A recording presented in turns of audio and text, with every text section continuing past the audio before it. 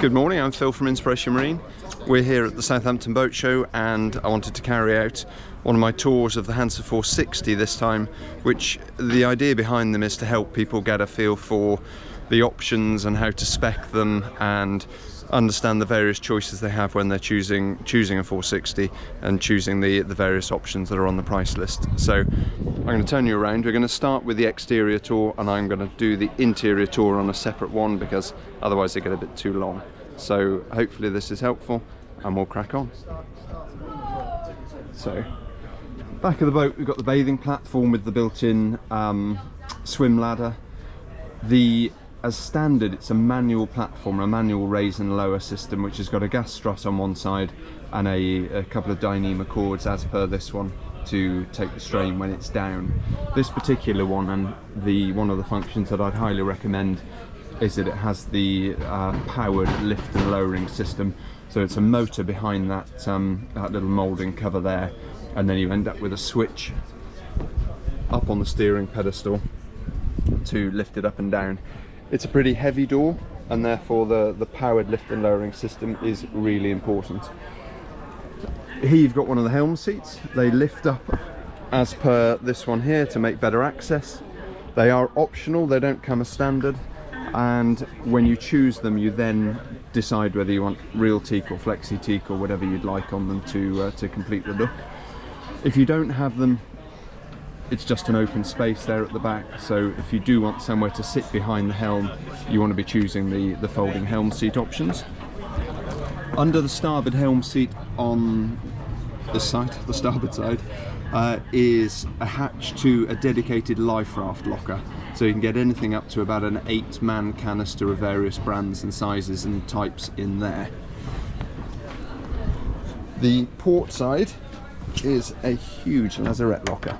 So let's just lift that up. So this is massive. Try and give you a look around in there. You've got your rudder tube and you can see probably the depth of that life raft locker, which is that moulding there. So if you choose to have a generator, that sits in the kind of inboard side of that space, leaving plenty of space out here for fenders and various other things that you might want to keep in there. That opening is about 3 foot by nearly 2 feet, and it's a huge space in there. It's about 6 foot wide and about 3 feet fore and aft, so loads of space for storing things.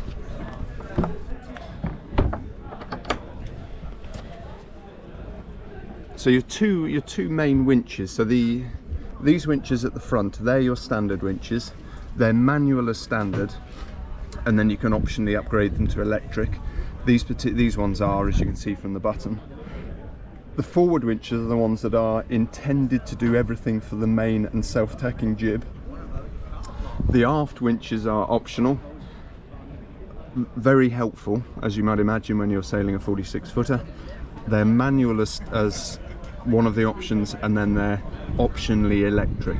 This particular boat, as you can tell from the buttons, all 4 winches on this boat are electric. In reality, your aft winch is going to be used for the reaching genoa and things like the furling line for the jib. And then behind that you've got rope bins as well. So I'm going to show you on the starboard side because the seat's down. You've got really neat rope bins there and your gas bottle locker at the back.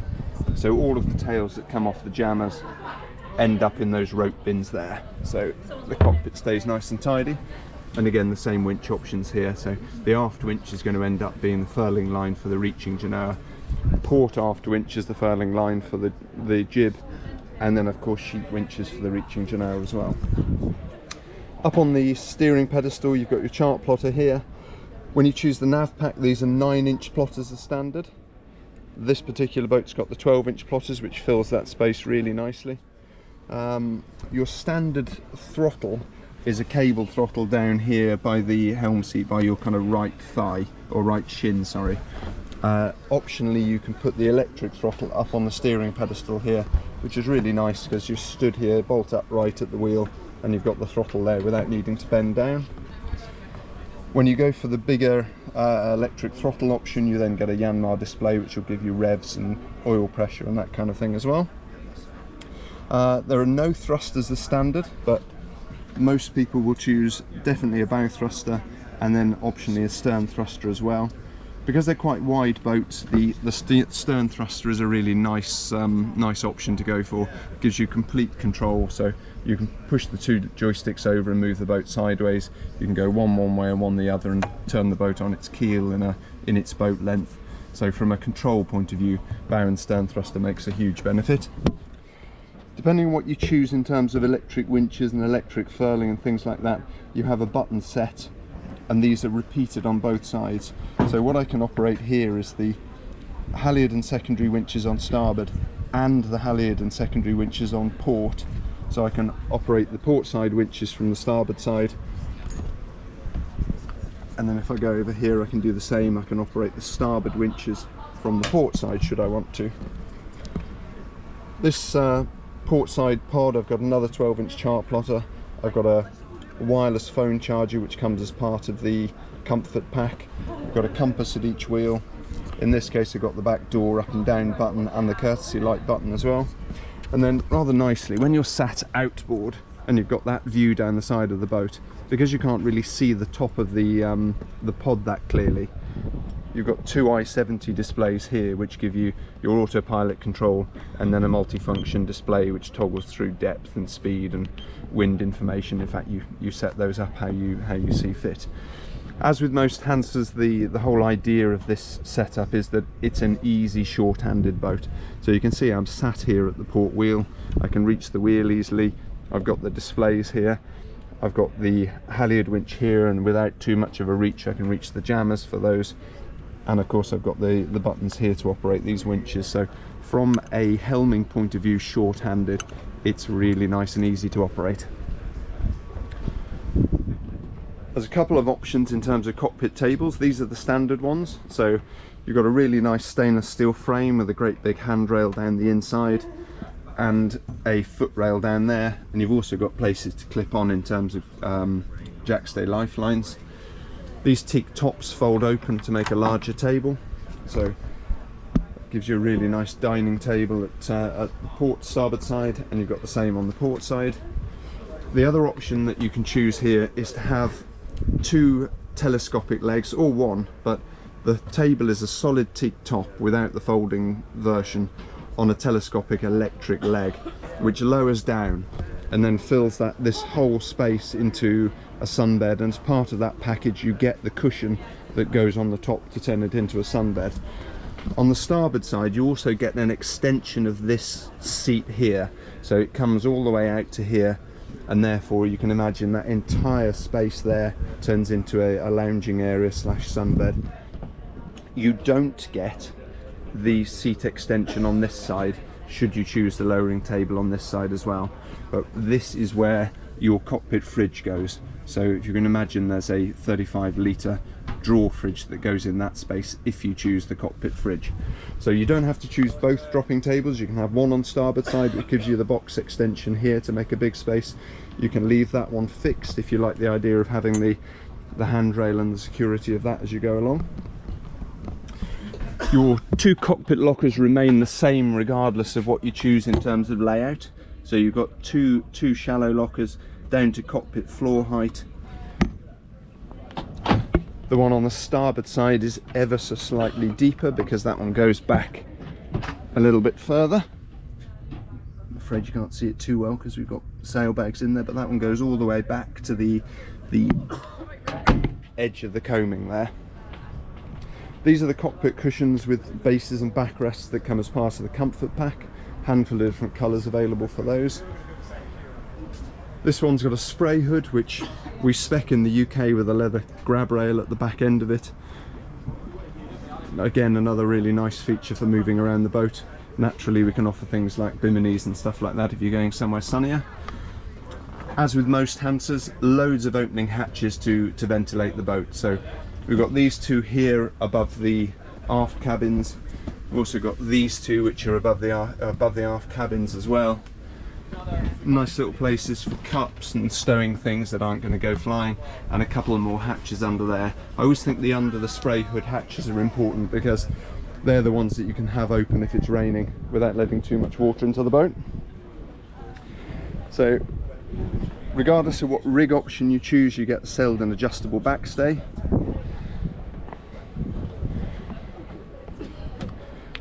The flooring in here and the flooring on the seats and the bathing platform and the helm seats and the rope locker lids, you choose that. So as part of the cruising pack, it's flexi teak, and in flexi teak you get 3 different shades of the teak itself, and then 3 different options in terms of the stripe colour. You can also go for real teak, which is a small upgrade on top of that in terms of cost. It's then up to you whether you want to extend it to the side decks of the boat. This one's got the teak side decks, or flexi teak side decks, but not on the coach roof. And generally that's a popular option because people like to keep this clear for solar panels. This particular boat's got the second forestay, which we'll head up and see in a minute. As part of ordering that second forestay, you get the Genoa tracks out on the tow rail. So they sheet back to pretty much parallel with the spray hood, and so that gives you an idea as to how big that 140% reaching Genoa is. This particular one's an in-mast furler on a manual system, albeit the lines for the furler are led back to the electric winches.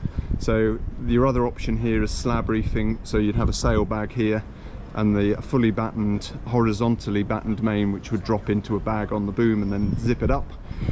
The in-mast furling sails, especially if you go for the upgraded kind of cruising laminate version, you've got 5 full-length vertical battens, which give the sail a really positive roach shape, and actually there isn't a huge amount to choose in terms of performance between the slab reefing and the performance upgrade in-mast furling sails. Tons of deck ventilation, and you can see they're kind of opening in various different directions. When you're at anchor, obviously you want them forward facing because they scoop the air. When you're in the marina, you want those opening in different directions to make sure you're scooping the air. And of course down here, another Hanse special is the outward opening windows, so they let a huge amount of ventilation into the boat. And as you can see, the top edge of it goes under the eyebrow of the deck, so you can have those open in the rain and they will stay dry inside while still ventilating. Shrouds are outboard, so you've got really nice walkway up here and a good squared base for the rig. Again, loads more ventilation, so you've got 5 opening hatches above the owner's cabin. So you've got this huge one here. This is a 60 centimetre hatch, which give you a quick look around the owner's cabin whilst we're here. So that's directly above the bed. Then you've got 2 more above the foot of the bed. Another one here, and this one is in the ensuite. And then going a bit further forward, you've got the huge sail locker.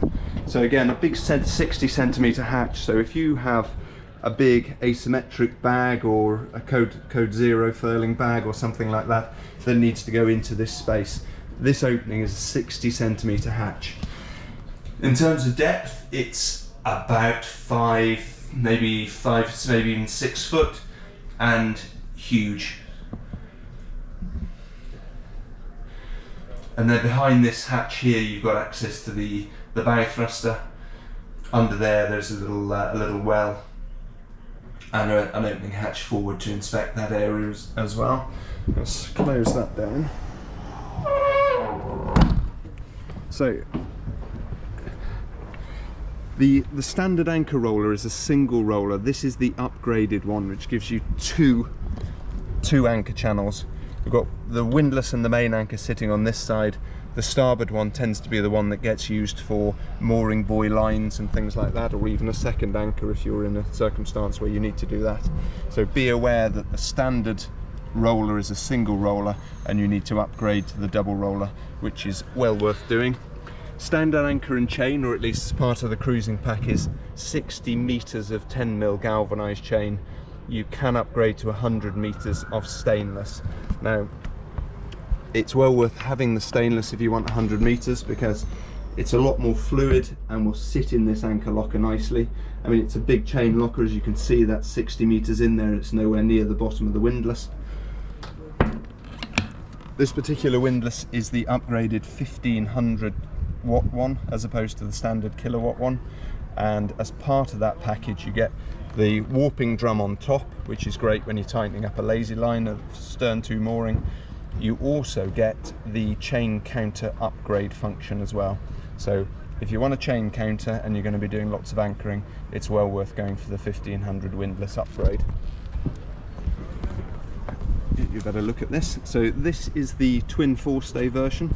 So the inner stay is exactly what you get as standard, which is a manual furler, albeit the line can be led back to an electric winch, and that's your self-tacking jib on there. The forward stay is optional, and that's the 140% reaching genoa. Again, it's up to you whether that's manual or electric. Bear in mind that it does need to be furled to tack, because there's no way you're going to pull that 140% genoa through this gap when it comes to tacking. So it isn't a short tacking sail. The self-tacker is there for that. But when you do need to tack that, you need to furl the genoa away, tack the boat, tack the main over, and then unfurl it again on the new tack. So that's well worth bearing in mind. But as a combination, the 90% genoa, 90% self-tacking jib, and the 140% genoa cover a huge amount of wind range, and because they're permanently rigged, they are so easy to operate, especially short-handed. Don't mistake this for a jib and a hoistable code 0 type sail that you have to hoist every time you want to use it. This is 10 times easier than that, and it's not the same thing. And then right up at the front you can see a pad eye for a cruising chute or a jenica or something like that. So the boat is provisioned for that, especially when you've got this double anchor roller, which is a lot more substantial. Just a quick note on cleats. So your standard cleats are fixed, and you get 2 at the front, 2 at the back, and then as part of the cruising pack you get your midships cleats as well. There is an option to have retractable cleats, where these are a larger retractable cleat, and you then get an additional pair of midships cleats as well. So the forward set go about here, the aft set go just in front of those genoa tracks. So instead of one in the middle, you get a pair here and a pair there. So you'll see on the price list there's an option to go for additional mooring cleats and retractable cleats, and that's what you get with that. So I think we've just about covered outside. So we've got the 2 forestays with the double anchor roller. The self-tacker runs back to this track here, so when you tack, assuming you're on the same point of sail, you don't actually have to do anything about changing the sheeting angle. If you're sailing 30 degrees apparent on one side and you tack to 30 on the other side, you just turn the wheel and it does it for you. In reality, the self-tacker will take you from about 10 to 12 knots of wind upwards. The genoa will take you up to 10 to 12 knots. Unless you're sailing off the wind, then the big 140% genoa will carry up to about 20 knots quite happily.